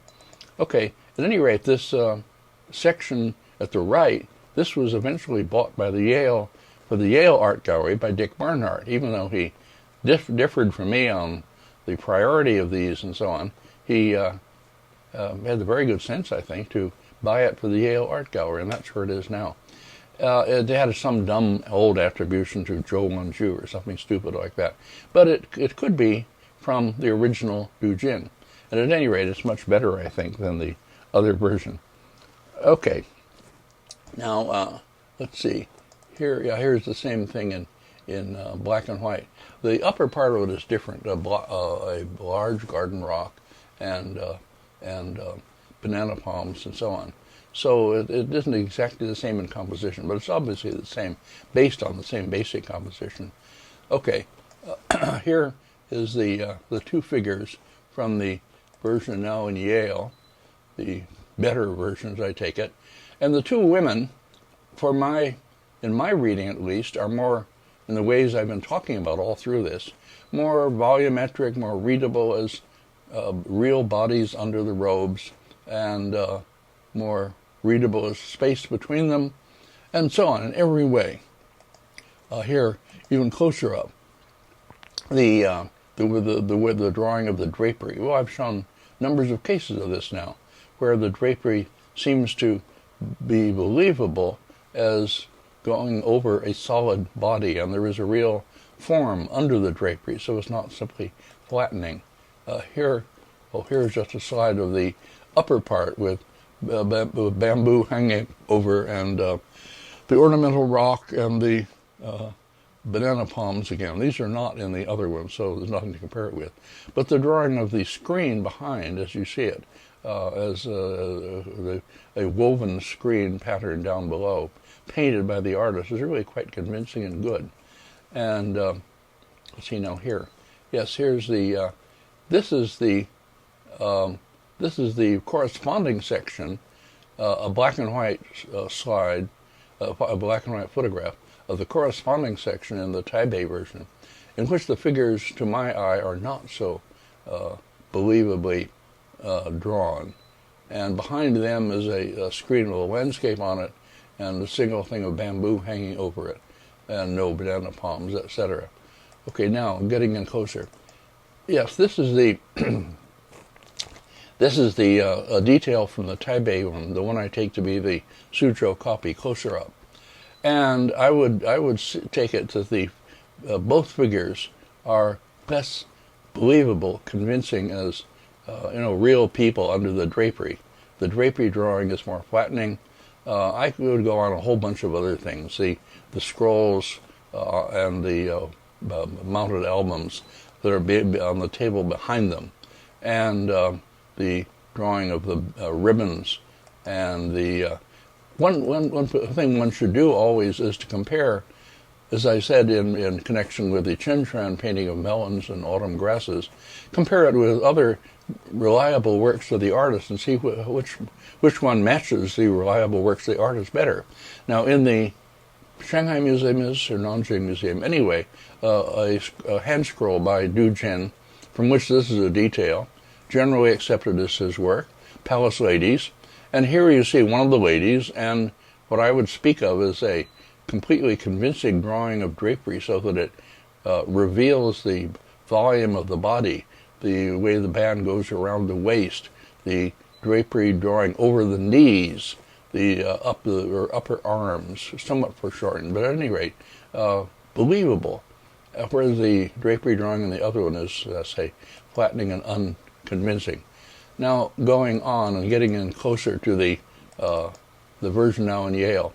Here, coming closer, the two women are really drawn quite beautifully, so that their heads, their faces are quite lovely for one thing, but also the hair ornaments, quite elaborate hair ornaments up above.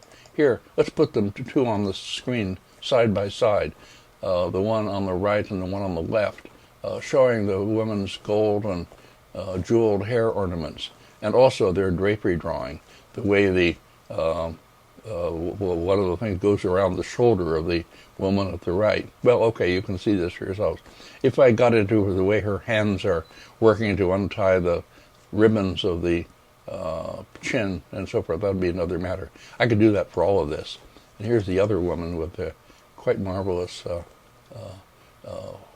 shown in profile and quite wonderful hair ornament. Okay, now that we come down to the tripod, down here at the on the table is a tripod, a bronze tripod with sand probably and ashes over it, and it's probably something burning for heating something. Probably something to do with what the woman at the left is holding. They maybe, and then in a vase next to it, metal chopsticks and a spoon for lifting things out of the tripod. Now, I'm not sure what this is used for, but they're heating something or other. Anyway, there it is. Now look at the legs of the tripod and the stand. The three legs of the tripod fit into the rounded hollow at the stand. Whether it's a lacquered stand, I don't know. It's red and it flares out a little bit at the bottom. Anyway, fitted neatly in. Now let's go back and look at the same passage. We'll have to do this by getting a detail from the whole slide of the version in Taipei. Now here the copy, as I take him to be, has made a real blunder. He paints the tripod, all right, and he paints the base, making the base flare out a bit more at the bottom rather awkwardly. But then he plants the two legs of the tripod at diametrically opposite points in the base, right across from each other in the base, and realizes that if he painted in the third leg of the tripod, it's going to have to hang out here at the left in a very awkward way outside the base. And he can't do that. And he can't throw away his big painting, which he probably put a lot of work into. So he simply leaves it off. And so we have a two-legged tripod. Well, when I wrote my one of my last letters to my colleagues, I've used this ever since. The two-legged tripod has become my very symbol of something that goes wrong in a painting that reveals the hand of the copyist. And I wrote these people saying, I'd like to say QED, I have proved my case. Not a bit of it. They all three of them came back with, no, it isn't. That doesn't really prove it at all. It's okay for the painting to have a tripod with two legs, and they had different reasons for. I'm not going to try to give the reason. It's all there in the correspondence, but they didn't give an inch. Anyway, so as I say, I simply appeal to younger people in the field. Come on, let's sort of try to drop all the stuff that people of my generation went through and take it easier.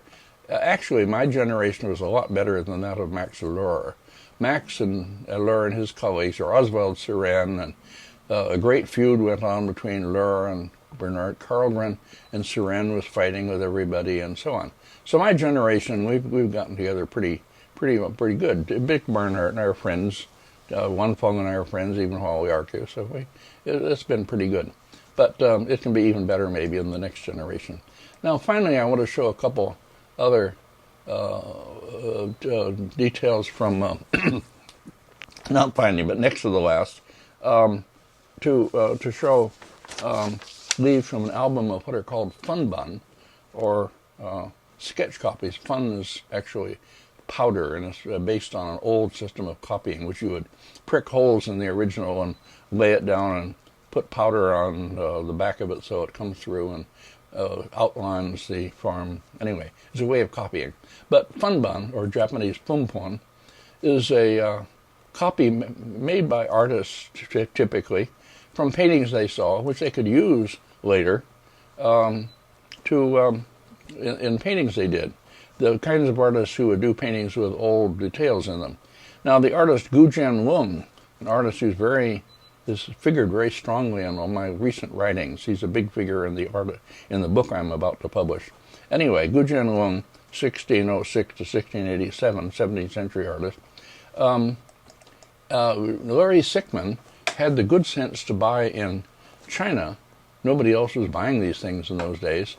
For the Nelson Gallery to buy an album of 46 funban, or sketch copies by Gu Jianlong from paintings he had seen, with notes by him on them, talking about the paintings, talking about the colors, talking about all kinds of things. 46 leaves. The whole thing is published in 8 Dynasties, number 254. And I used a couple leaves of this in my book on pictures for use and pleasure. Anyway, never mind. So Gu Jianlong, you can match up some of the leaves in Gu Jianlong's funban album with extant paintings. For instance, this one at the top shows he's copied details from an old painting attributed to the Liao artist Hu Huai, or Hu Gui, unsure how to pronounce it. At any rate, you see this passage with the kind of tunnel going through or a gateway in the pass in the mountains, and in the original people are approaching it. Here, put beside it, please. This is a detail from a painting I showed earlier in one of my lectures, painting now in the Palace Museum, which I take to be maybe an original Hugui or Huai, which nobody has paid any attention to, really, practically nobody. Anyway, showing these people about to go through this passageway. Actually, the painting has been torn, the original, and some of the gateway has been lost, the left section of it. So this kind of, the copy, the Funbun copy made before this happened, shows what it originally looked like. So then Gu Jianlong also copies, the next please, from the main central section of the scroll. In the far distance, you see a hut, a Mongol, one of the kind of portable dwellings that they could knock down and carry on their horses. Hut, the word hut comes actually from Mongol yurt. It's one of the few words that we actually adopted from the Mongol. Anyway, so here's one of them, and flags flying in the wind beside it. And for whatever reason, Gu Jianlong decided he could use that detail, so he copied it. And then he wrote about who, why, and notes on the painting and on his copies. The next, please. Another in his copy album shows figures, or the heads and headdresses of figures from various old figure paintings attributed to Zhou Fang of the Tang Dynasty and others. And he is particularly interested in headdresses and various ornamental details and so on. Well, how he used those, I had here in my, here's a painting that I reproduce in my new book, which I attribute to Gu Jianlong by style, showing Yang Guifei bathing and Ming Huang up on the upper right here, spying on her while she bathes, here naked. And anyway, Gu Jianlong did paintings of this kind in which he needed to paint, not really, he didn't try to get them right. They're quite anachronistic, but so they're not right for the period, but at least they look old and they're impressive. And things like the headdresses and various ornamental details he uses his old funbun. Originally, there apparently were piles and piles of them. Wang Shimin, his good friend, the landscapist, writes somewhere about how Gu Jianlong's funbun were piled up as high as he himself. He just compiled lots of them as he went around looking at old paintings and used them in his own paintings. Okay, that's I put that in to bring out another kind of copy. I'm talking about how artists use old paintings partly, or how copyists. Well, anyway, it's obvious what I've been doing. Now, finally, I put on, here is a famous leaf from everybody's favorite, really, album by Shi Tao, the great individualist master of the 17th century, 17th, early 18th. And he's a great master. And this is an album called Album for Taoist Yu. Variously dated, I would date it somewhere around the mid-1690s, maybe. It was originally owned by Victoria Kontag. It's one of that wonderful group of Kontag paintings that, long story, which I won't go through again, but failed. Avery Brundage failed to buy the collection for San Francisco, the Asian Art Museum, because of bad advice from his then advisor, Yvonne Dargencey. Anyway, who tried to persuade him that people doubted this album, it wasn't really genuine. Okay, leaving that aside, the present whereabouts unknown. What is one of the great paintings owned by C.C. Wang that were pulled out from his collection before he died by one of his children, presumably, and they're who knows where. At any rate, so we have only great details. Okay, this is an album. This is a leaf from it, which Victoria Kontag herself published when she owned it. Published in a little German book of just this album, not very well known. I had it in my Fantastics and Eccentrics exhibition, 1967, and wrote about it there in a way I'll probably quote. Then Jerome Silbergelt used it on the cover of his Chinese painting Style. I used it in my compelling image, and it was used on the cover, and so on. Okay, anyway. Now, in my, it shows, as you see, a man seated at his desk looking out in a house that's under the cliff, surrounded by swirling landscape masses and Dian dots, which are done in color. Let's show some, go on and show some details of this. I have a series of details here, a man in the house, and then moving upward from the lower part into the upper right, and finally the man himself. And this is my old fantastic eccentric catalog. I really wrote this kind of thing better then than I could now. This is a distant memory of somebody who really wrote better than this kind of thing better than I can. Here we go. In the most powerful leaf of them all, number blank, a man is seen at his desk in a house beneath an overhanging cliff. The rocks are outlined with thick, broken, dragged strokes, varying in tone from pale gray to the deepest black, with the heaviest areas leading the eye from the right foreground along an S-curve that encloses the house. The upward pointing rocks below initiate the movement, which is carried upward and back by interweaving strokes like streams of pure energy that dissipate at last into the void at upper right. Wow, I wish I could write like that. Everything interpenetrates, interacts. The Taoist and Neo-Confucian conception of the world as organism is set forth here as compellingly as in any Sung painting. Over the whole structure are scattered large dian, that is dots, in large blue and red-brown tones, another brilliant innovation of Dao Ji's. He was then called Dao Ji, now we call him Shi Tao. That's another question. They do not cling to the masses, but seem to hover above them, like agitated motes of weightless matter, reducing the bulk of the underlying forms to the point where rocks change before one's eyes, from corporeal objects to insubstantial networks of line, like grasses blown in the wind. Scarcely noticed at first, in the midst of all this, is the scholar in his retreat, gazing outward, surrounded by sheer bursts of light and color and movement, but remaining placid. Wow. Okay, that's the way I wrote in those days. Now, everybody has, including me, has taken this as a brilliantly original work. Could this be a derivative work? Of course not. Nobody could have done this except by sheer brilliant invention. And it's been seen, I think, properly as it is a brilliantly original work. There's no question of that. But later I realized, and when I came upon another picture, that in fact he had taken some of the conception, some of the elements of the picture from an earlier painting by the artist Gongxian.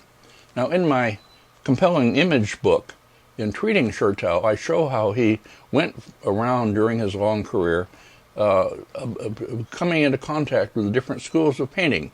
The Anhui school in his early period, the Nanjing school, Gongxian and Fan Qi and others in the 1680s, and then later the so-called Orthodox masters in Beijing when he went there, and so on, and how these contexts affected his own painting, how he adopts certain forms and techniques and traits of style and uses them in his own paintings. And this is in no way, against his originality. As part of his brilliance, he's able to do these. That argument has been questioned or opposed by some people, but all right, I still believe it. I had a seminar on Shi Tao, and Richard Vinograd was in it and wrote an article on the same theme, quite fine, which he published. Okay, anyway, now I discovered, here it is, a leaf from an album by Gongxian in the Palace Museum in Beijing, in color. Gongxian paintings in color are quite rare, and this is a rare example and quite marvelous example. Now, this has to be earlier because Gongxian died in 1689, while the Shi Tao album, my dating would be mid-1690s, and in any case, nobody's going to date it back to this time. And how is it like? They're very different, of course, but what does he take from Gongxian? First of all, the house. In this case, it's not a house with a man in it, but just a small 3-story house built on the edge of the cliff, sort of surrounded by the cliff. But more than that, the use of color, the pale blue-green color and the yellow-orange color, and the rather loose dissolved lines that seem to push upward from the bottom, is to build a movement that comes up and centers on this house and then sort of swirls around it into the cliffs above. And perhaps most of all, the use of dian, or dots, which are not only hovering around outside the forms, as I pointed out in the Shirtao painting. Here's a detail of the Gongxian, which will show this better. They not only hover somewhat apart from the forms, but they're done in orange and green or blue-green color. So Gongxian starts out these quite wonderful new ideas, and Shirtao takes them up, and produces a more extreme, more radical, and perhaps even more brilliant version of it. Well, but it's interesting. I mean, I find it extremely interesting, and it goes along with my whole idea about the creation of art and the importance of drawing on the past, and the fact that drawing on the past in creative ways like this does not in any way take away the originality of the artist. This is a complete misconception which has been perpetuated in lots of writings about Chinese art anyway. In other words, drawing productively on the past does not erode originality in any way. Usually it's, on the contrary, it strengthens the work. Okay, enough for that point, and I hope it's made powerfully by these two paintings.